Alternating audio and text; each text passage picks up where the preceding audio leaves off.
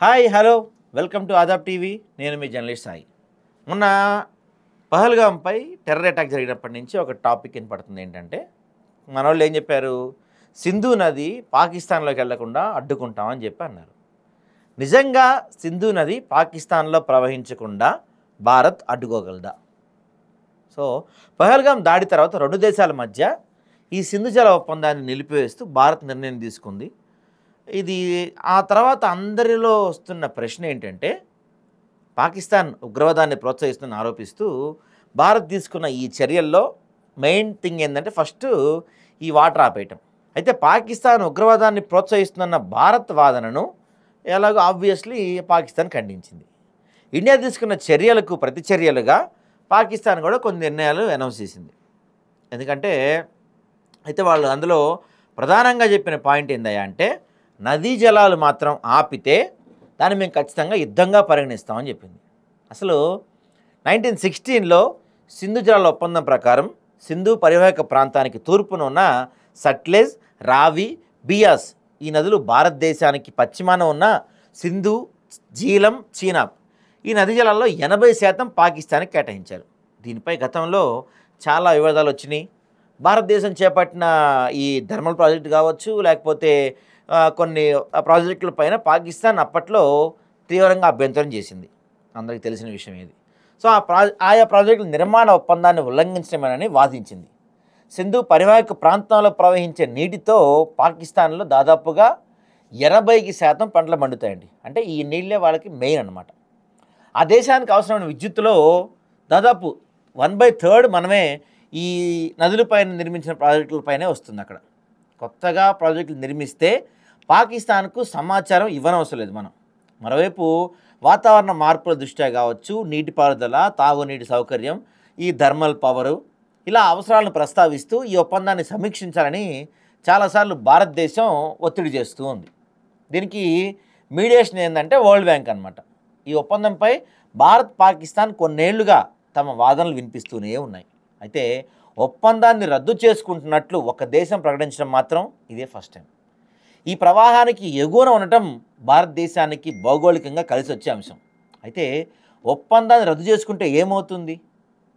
సింధు నది జలాలను నిలిపేస్తే లేదా మళ్ళిస్తే దీనివల్ల పాకిస్తాన్ అసలు మొత్తానికి ఎండిపోతుందా, ఎడారైపోతుందా? అసలు ఆ నీటిని ఆపే కానీ మళ్లించే సామర్థ్యం కానీ మనకుందా? ప్రవాహం తీవ్రంగా ఉన్న కాలంలో పశ్చిమ నదుల్లోని భారీ నీటి ప్రవాహాన్ని ఆపటం దాదాపు అసాధ్యం అంటున్నారు నిపుణులు. ఈ జలాలను మనం నిల్వ చేయాలంటే భారీ రిజర్వాయర్లు అవసరం. రిజర్వాయర్లో వచ్చే నీటిని నిల్వ చేసేందుకు, ఉన్న వాటిని మళ్లించేందుకు విస్తృతమైన కాలువల వ్యవస్థ కూడా కావాలి. అయితే ఇప్పుడు అక్కడ అలాంటి మౌలిక వసతులు ఏమీ లేవు. నిజంగా ఏమీ లేవు. భారతదేశంలో ఎక్కువగా నదుల మీద హైడ్రో పవర్ ప్రాజెక్టులు మాత్రమే ఉన్నాయి. భారీగా నీటి నిల్వ చేసే ప్రాజెక్టు ఏ నది మీద కట్టలేదు. అది మనం అంటుంది కాదండి, south Asia network on dams అనే జలవనరుల నిపుణుడు హిమాంశు టక్కర్ చెప్తున్నాడు. ఇలా హైడ్రో పవర్ ప్రాజెక్ట్ నీటిని నిల్వ చేసేందుకు కాకుండా టర్బైన్లు తిప్పడానికి మాత్రమే, విద్యుత్ ఉత్పత్తి చేయడానికి మాత్రమే మనం ఈ నీళ్ళని వాడుకుంటూ ఉంటాం. మరి సింధు, జీలం, చీనాబ్ నదుల్లో ఒప్పందం ప్రకారం 20% నీటిని వాడుకునేందుకు కూడా భారత్లో సరైన వాటి మౌలిక సదుపాయాలు లేవు. తెలుసా? ఈ 20% కూడా మనం వాడుకోవట్లా. నీటి నిల్వ ప్రాజెక్టులు నిర్మించకపోవటం వల్లే ఈ పరిస్థితి ఏర్పడినది అందరూ చెప్తున్న వాదన. అయితే ఇలాంటి ప్రాజెక్టుల నిర్మాణాన్ని పాకిస్తాన్ వ్యతిరేకిస్తూ వస్తుంది. పాకిస్తాన్కు సమాచారం ఇవ్వకుండా భారత్ నీటిని ఆపాలన్నా లేదా మళ్లించాలన్నా ఇప్పుడున్న మౌలిక వసతులను మార్చాలి. నీటిని నిల్వ చేయాలంటే కొత్త వాటిని నిర్మించాలని నిపుణులు చెప్తూనే ఉన్నారు. గతంలో మాదిరి కాకుండా భారత్ ఇప్పుడు తాను నిర్మించి తలపెట్టిన ప్రాజెక్టులకు సంబంధించిన పత్రాలను పాకిస్తాన్కు సమర్పించాల్సిన అవసరం ఏమాత్రం లేదు. భారత్ ప్రారంభించిన ప్రాజెక్టుల పురోగతి ఎలా ఉంది? అయితే భౌగోళికంగా కఠినమైన భూభాగం, స్థానికుల ఆందోళన వంటి అంశాల వల్ల సింధు నది పరివాహక ప్రాంతంలో భారత ప్రభుత్వం చేపట్టిన నీటి ప్రాజెక్టుల నిర్మాణం అనుకున్నంత వేగంగా సాగలేదు. 2016లో జమ్మూ కాశ్మీర్లో మిలిటెంట్ల దాడి తర్వాత సింధు పరివాహక ప్రాంతంలో ఆనకట్టలు, రిజర్వాయర్ల నిర్మాణం వేగవంతం చేస్తామని భారత జలవనరుల శాఖ అధికారులు అప్పట్లో చెప్పారు. మరి ఈ ప్రాజెక్టుల ప్రస్తుత పరిస్థితి అధికారిక సమాచారం ఏదీ లేదు. వాటి పురోగతి ఎలా ఉందో ఎవరికీ తెలియదు. అయితే భారతదేశం ప్రస్తుతం ఈ నదులపై నిర్మించిన ప్రాజెక్టులను ఉపయోగించే నీటి ప్రవాహాన్ని కట్టడి చేస్తే వేసవిలో పాకిస్తాన్కు నీటి కష్టాలు అయితే కన్ఫర్మ్. మరి నదుల్లో నీటి ప్రవాహం తక్కువగా ఉన్నప్పుడు వాటర్ స్టోరేజ్ అనేది ముఖ్యం. అందులోనూ కీలకమైన వేసవిలో ఏం జరగబోతున్నది కూడా ఇక్కడ ఇంపార్టెంట్. అయితే టఫ్ట్ యూనివర్సిటీ ప్రొఫెసర్ హసన్ ఎఫ్కాన్ డాన్ పత్రికకు రాసిన వ్యాసంలో ఆయన ఏం పేర్కొన్నారంటే, ఒప్పందం అమల్లో లేకపోతే అది మరింత తీవ్రంగా మారచ్చు. ఒప్పందం ప్రకారం వరదల అంచనా, సాగునీటి ప్రణాళికలు, తర్వాత ఈ జల విద్యుత్తు, తాగునీరు మొదలైన అవసరాల కోసం సింధు పరివాహక ప్రాంతంలో జల సంబంధిత సమాచారాన్ని భారతదేశం ఖచ్చితంగా పాకిస్తాన్తో పంచుకోవాలి. వరదలకు సంబంధించిన డేటాను పాకిస్తాన్కి అందించడాన్ని భారత్ ఇప్పుడు ఆపేయచ్చని సింధు జలాల ఒప్పందం మాజీ కమిషనర్ ప్రదీప్ కుమార్ సక్సేనా ఈయన పీటీఐతో మాట్లాడుతూ చెప్పారు. జూన్లో ప్రారంభమై సెప్టెంబర్లో ముగిసే వర్షాల సీజన్లో ఈ ప్రాంతంలో వరదల వల్ల తీవ్ర విధ్వంసం జరుగుతుంది. అయితే భారత్ ఇప్పటికే కొద్దిపాటి సమాచారాన్ని మాత్రమే అందిస్తుందని పాకిస్తాన్ అధికారులు అంటున్నారు. మరి ఒప్పందాన్ని రద్దు చేసుకున్నట్టు ప్రకటించడానికి ముందు కూడా భారత్ కేవలం 40% డేటా మాత్రమే పంచుకుందని సింధు జలాల ఒప్పందంలో పాకిస్తాన్ తరపున అడిషనల్ కమిషనర్గా పనిచేసిన సిరాజ్ మొమన్ ఆయన ఒక ఛానల్తో మాట్లాడుతూ చెప్పారు.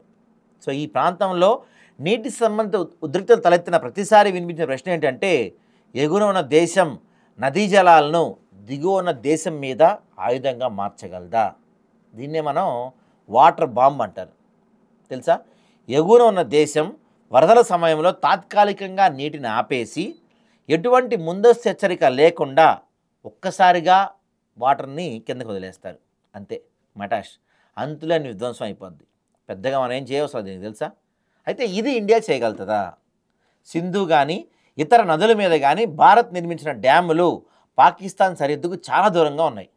అందువల్ల వాటి నుంచి వర్షాకాలంలో నీటిని పెద్ద మొత్తం విడుదల చేస్తే భారత్లోని ప్రాంతాలకు వరద ముప్పు ఉంటుంది. సింధు లాంటి హిమాలయ నదుల ప్రవాహంలో బురద ఎక్కువగా ఉంటుంది. ఇది రిజర్వేర్లో కూడా పేరుకుపోతుంది. నీళ్లు విడుదల చేసేటప్పుడు ఈ బురద వల్ల దిగువన భారీ నష్టం జరుగుతుంది. బ్రహ్మపుత్రతో కూడా భారత్కు సమస్య ఉండే అవకాశం ఉంది. ఎందుకంటే చైనాలో పుట్టిన బ్రహ్మపుత్ర నదికి దిగువన భారత్ ఉంది. 2016లో జమ్మూ కాశ్మీర్లో మిలిటెంట్ దాడి తర్వాత భారత్ రక్తం నీరు కలిసి ప్రవహించు అంటూ పాకిస్తాన్ని హెచ్చరించింది. భారత్ ఈ ప్రకటన చేసిన తర్వాత యార్లాంగ్ సాంగ్పో నది చెందిన ఒక ఉపనది ప్రవాహాన్ని హైడ్రో పవర్ ప్రాజెక్ట్ పేరుతో అడ్డుకుంది. ఆ ఉపనదే భారత్లోకి ప్రవహించి బ్రహ్మపుత్రగా మారుతుంది. పాకిస్తాన్ మిత్రదేశమైన చైనా అప్పట్లో తమ అవసరాల రీత్యా సరిహద్దు సమీపంలో జల విద్యుత్ కేంద్రాన్ని నిర్మించినట్టు చెప్పింది. అయితే ప్రాజెక్ట్ నిర్మించిన సమయం చూస్తే చైనా పాకిస్తాన్కు సాయం చేసేందుకే ఈ నిర్మాణం చేపట్టినట్లు నిపుణులు చెప్తుంటారు. సో ఇలాంటి ప్రాజెక్టు వల్ల పర్యావరణంపై పెద్దగా ప్రభావం పడదని చైనా చెప్తున్నా నదీ ప్రవాహంపై ఆ దేశ నియంత్రణ పెరుగుతుందని భారత్ ఆందోళన చెందుతుంది. ఒకవేళ రేపటి రోజున మనం ఇలా ఆపేసి ఇప్పుడు ఈ నదుల్లో వాటర్ ఆపేసి సడన్గా పాకిస్తాన్పై వదిలే ప్రయత్నం చేసినా చాలా దూరంగా పాకిస్తాన్ ఉంది కాబట్టి పెద్దగా నష్టం చేకూరే అవకాశం లేదు. కానీ చైనా మాత్రం ఇలా చేస్తే చైనాకు ఆనుకొనే ఉన్నాం కాబట్టి మనం పక్కనే మనకి ఎక్కువ ప్రమాదం జరిగే అవకాశం కూడా ఉందని చెప్తున్నారు నిపుణులు. మరి చూడాలి ఏం జరిగిద్దో.